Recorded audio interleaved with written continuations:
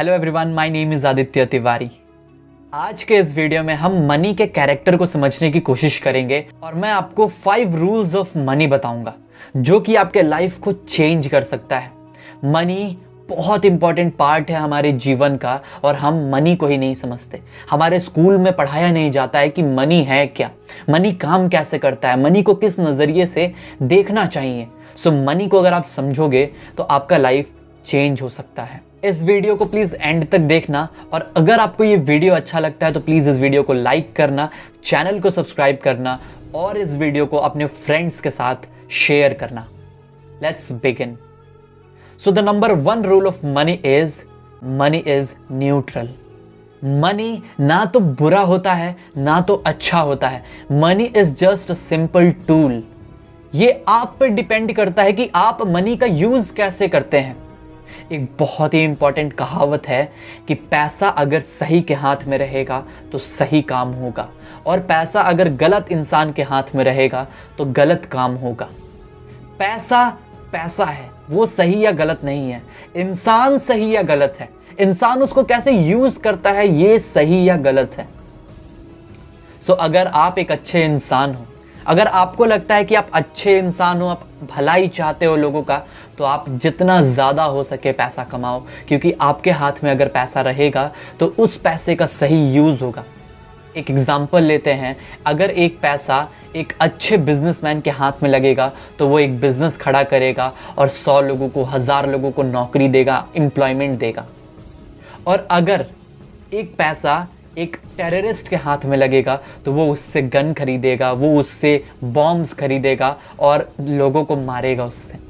तो वही पैसा लोगों के हाथ में अलग अलग तरीके से काम करता है। लोग सही या गलत होते हैं, पैसा सही या गलत नहीं होता है। The second rule is if you hate money you will always stay broke.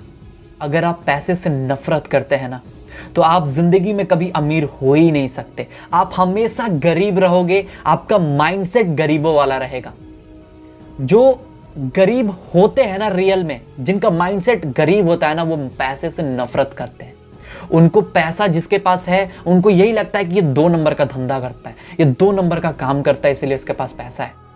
नहीं मेरे भाई, अगर कोई अमीर है ना, जरूरी नहीं है कि उसने 2 नंबर से पैसा कमाया है।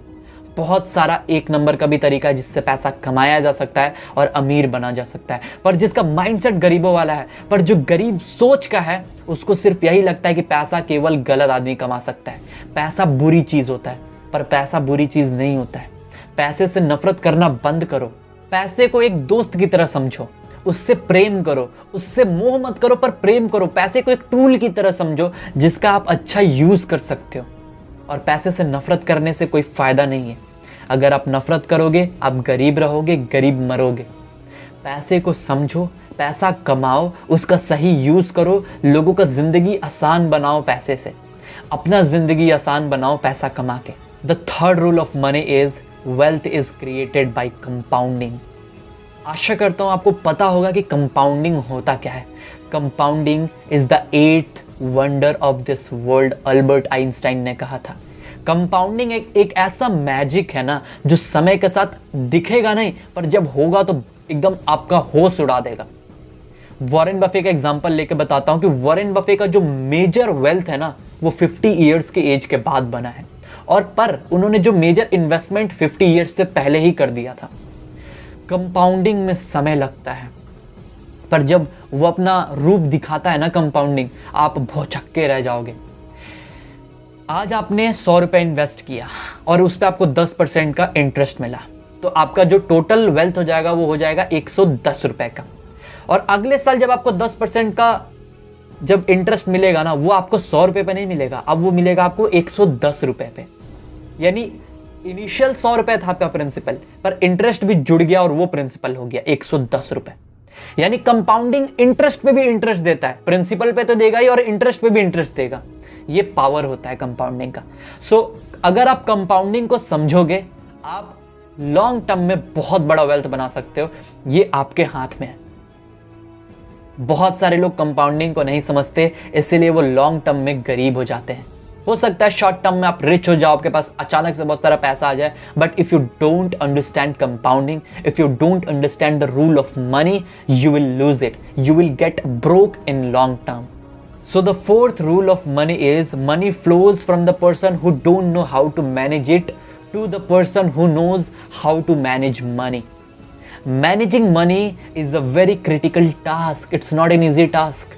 बहुत critical चीज होता है पैसा को मैनेज करना. आसान चीज नहीं है पैसा.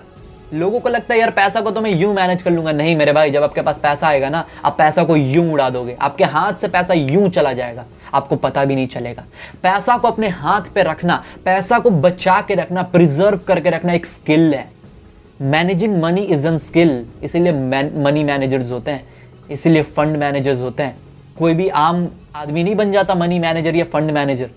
पैसा को मैनेज करना बहुत बड़े स्किल है, और पैसा को जो सही से मैनेज नहीं कर पाएगा वो पैसा गवाएगा. सिंपल बात है. उसके पास से पैसा उठ के उनके पास जाएगा जो पैसा को सही से मैनेज करते हैं. एक लोग कहते हैं कि यार अमीर अगर अपना सारा वेल्थ बांट दे गरीबों में तो गरीबी मिट जाएगा. नहीं मिटेगा, नहीं मिटेगा गरीबी. बिकॉज अमीरों के पास एक सिस्टम है जो उनको पैसा फिर से लाके दे देगा. अमीरों ने एक ऐसा सिस्टम बना रखा है ना कि गरीबों का पैसा फिर अमीरों के पास चला जाएगा. क्यों? क्योंकि गरीब को पता ही नहीं है पैसा कैसे मैनेज करना है. उसके पास अगर 1 लाख रुपए आएगा तो 1 लाख रुपए खर्चा कर देगा. घर खरीद लेगा, गाड़ी खरीद लेगा, कपड़ा खरीद लेगा, ज्वेलरी खरीद लेगा, और वापस वो पैसा उन अमीरों के पास चला जाएगा. क्यों?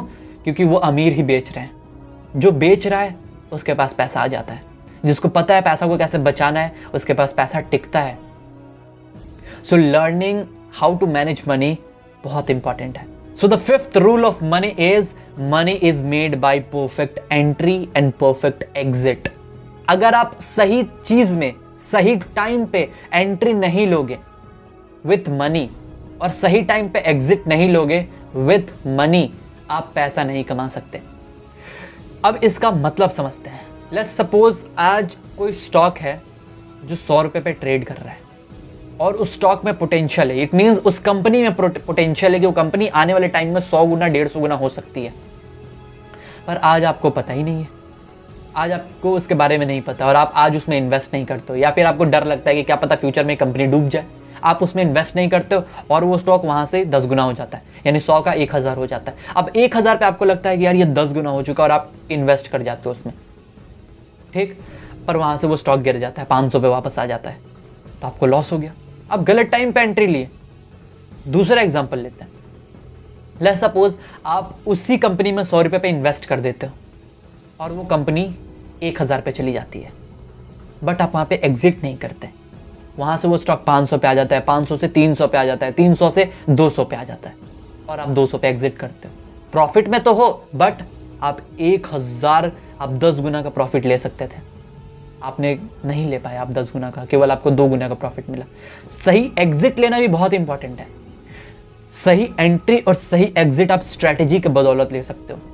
अगर आपके पास एक अच्छा स्ट्रैटेजी है तो आप सही एग्जिट भी ले पाओगे, सही एंट्री भी ले पाओगे. बट अगर आपके पास कोई स्ट्रैटेजी नहीं है, रैंडम आप घुस रहे हो, बाहर निकल रहे हो, आप एट द एंड पैसा गवाओगे, आप अमीर नहीं बन सकते.